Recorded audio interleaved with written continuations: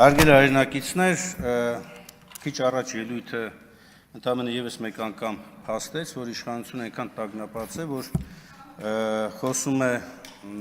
քաղաքական դաշտում, ընդդիմադիր դաշտում մեծ դերակատարություն ունեցող ուժի մասին, Հայաստան դաշինքի մասին, եւ խոսում է այսպես կոչված իբր հրահանգավորման մասին, ակնհայտ է, որ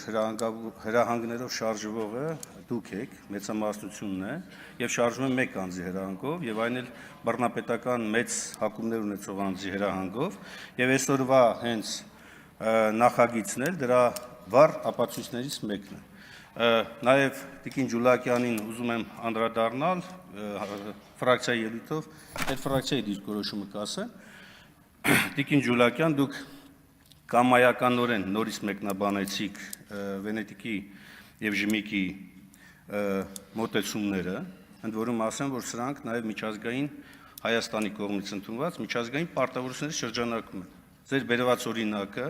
ընդամենը օրինակներից է, բայց ոչ ընտրական գործընթացի կարևորագույն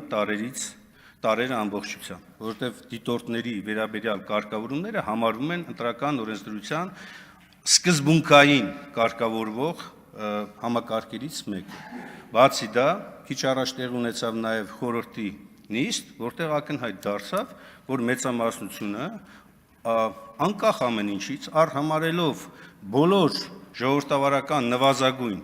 կանոնները, իրավական նվազագույն պարտավորությունները, որոշել է